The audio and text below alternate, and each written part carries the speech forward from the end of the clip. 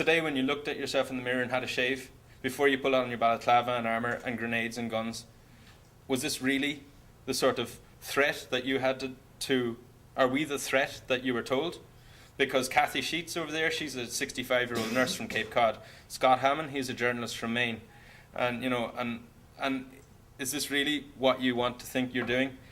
And in fairness to him, there was a bit of communication, but I really got the sense that he nodded. He was human in his response, not like some of the others. But I'll always remember that, and I'll never know his name. But I told him, it's like, look, man, I'm ready to forgive you personally. Don't feel traumatized on my behalf. If you can just promise me that when you do go back, you'll do some research about efforts in Israel to make sure that this sort of stuff doesn't happen in the future, because it's not good for anybody. And if you can investigate about Gush Shalom and the other Israeli peace movements, and perhaps think about never holding an arm again, then that I've got no problem with you. It's the government. And he did seem human in his response behind the balaclava. That's all I had. But I hope one day perhaps I'll meet that person and have a conversation with him. I don't know. But the other commandos were very aggressive. Came on, took us in with the other passengers, and we were individually taken out and sort of searched and went through our luggage. And of course, there was nothing there. But then we realised it wasn't weapons they were looking for. It was cameras, it was phones, it was anything that could have recorded what actually happened. So they were after SD cards, memory cards, tapes, videotapes. They were after cameras, and that was the thing they were after most at the beginning. They were ordered to get anything that could have contradicted what Israel's line would be, and they did find the vast majority of the stuff we had. We were taken. I'll speed up a little bit. We were taken to Ashdod port, and we had all linked arms. We had been promised. We were told, in their words, "You will get your rights when you get to Israel." So they admitted that, as far as they were concerned, we had no rights until we got to Israel. When we did get to Ashdod, we said, "Okay, we want to see our embassy officials. We want to see our lawyers." And then they said, "No, get off. You have to." So we linked arms and just respectfully asked not to be moved until we could see somebody from our embassies. And what they did in response was they grabbed Anne Wright. They grabbed the two most vulnerable people, Anne Wright, who's 65, and 80-year-old David Schimmerhorn from the West Coast, and grabbed them, manhandled them. And of course that provoked a reaction in us. If you see any man being manhandled, you're like, "What are you doing?" It's like, don't go after them. It's like, and I said, "She's a US colonel, like, she's, from your perspective, think about this, like, if you manhandle her, she's going to write about it. It's not like that you can do this as you do on other days to a Palestinian and it's buried, it's not even talked about, you can make them disappear." It's like, there will be consequences. And the response was that one of the commandos put a taser to my head and threatened to shoot me at point blank range. And they had shot people with a taser already. And I was traumatized or whatever, but I just tried to say, "Look, I'll get off the vessel if that commando leaves the vessel." Because as a crew member, like, I was afraid. I'm not saying I wasn't, but also I felt if there was one sort of lunatic commando who was willing to do that, to try and get him off. I was brought into Ashdod, then later other people were carried out. And they processed us, took our passports off us, and at every stage we reminded them of the legalities of the situation. And you could see the guards there were fully convinced that they were doing their job and that we were illegally entering their country, and they were believing what they had been told. So we had to counteract that. And when they asked to see my passport, they said, "Is that your passport?" And I said, "No, it's not." And they took it out and they saw it was a picture of me, and they said, "Is this you?" And I said, "That's my identity." "Yeah, but it's not my passport." And they said, "What do you mean?" They thought I was being cheeky. And I said, "No, honestly, look at the last page in note 5. This remains the property of the Department of Foreign Affairs of Ireland." And note 7, "It is illegal for this to pass into the hands of an unauthorised individual. You're an unauthorised individual, and I can't give this to you. I couldn't if I wanted to." But, they thought I was being cheeky to that. And I'm very glad I can say this now as an anecdote. But what happened after that, I suppose, was another traumatic moment. Myself and another activist, Eva, who's from Poland, we were brought over to a tent, and they put on rubber gloves and threatened to bring us into the tent to cavity search us, to which I kind of freaked out and just returned, and they said, "Look, I'm an Irish American.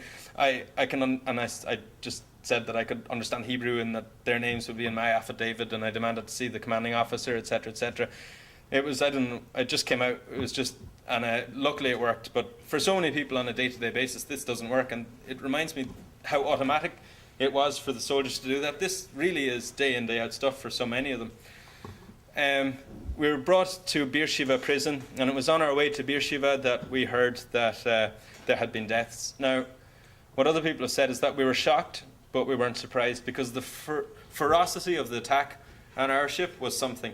But what we had witnessed happen to the Mafi Marmara was intense, and it was like miniature shock and awe. There was gunfire coming from the helicopter before, and there is a media clip afterwards of once the commandos come down, there are people resisting them and fighting them physically. But the American Turkish guy, he was shot from the helicopter first when he was holding his camera, as was as a Turkish journalist, Sedvit Kilsyar, I can't pronounce his name properly, but he was also holding a camera when he was shot between the eyes. And there is absolutely proof positive that some of the people killed were shot from the helicopter before any commando reached the vessel. And if some people want to challenge me on that later, I'd be delighted to talk. But that did happen, and afterwards the violence that happened was something that nobody wanted to see happen. We were brought to the prison. We were interrogated, and they tried to interrogate us just to search us many more times, bring us from cell to cell. And we were then introduced to a social worker first, and then a police officer who tried to take our fingerprints and things like this. Some of us did give our fingerprints, other people didn't, reminding them that, you know, they have no right. And that cop, actually, the guy who I dealt with, was actually okay, because he understood. His name was David Orenchiter, and I just said to him, I said, David, I know you think you're doing your job, but like, I have done nothing wrong. And he goes, oh, this is just for prison records. And says, I'm not mistrusting you, but this is what's happened so far, and I don't want to give my personal details.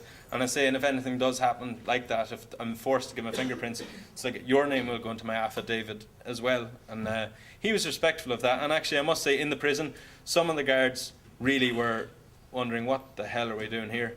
And I'll talk a bit about that in a second. But I must say, when we got into the prison, it was one of the newest prisons. I think we were the first guests. And this is when it really hit home to me, the reality of what apartheid means and how it actually manifests itself in the architecture. Because the showers that we had available to us were for the Palestinians, which meant that when you went to have a shower, there were 3 cameras on you, and they could see your body from almost every angle. So you couldn't even get a shower without having your privacy invaded. There were other showers that we didn't have access to that were for Israelis, which were more dignified. But that really drove home to me that what does apartheid look like in the 21st century? And it's very obvious when you see it face to face, you know. I'll just say that there was an amazing sense of solidarity in the prison. That those of us who were there together really, and it wasn't just a battle of wills for the sake of outsmarting or the prison guards, because they're just the foot soldiers and the low-level people carrying out the orders too. But what we did manage to do is create a delegation where those from each country would represent people from Greece and Ireland. So when the governor, whose name was Shalom, came and asked us to do things or demanded us to do things, we responded and said, look, with all respect, we're prisoners, we're hostages, and you can put requests to us and we'll consider them, but in the meantime we have some demands, and when you start giving ground in our demands, we'll consider your requests. First of all, we want consular access. We were denied consular access for the first 24 hours at least. We were denied phone calls. The only guy who was put in solitary confinement was an Israeli-born Jew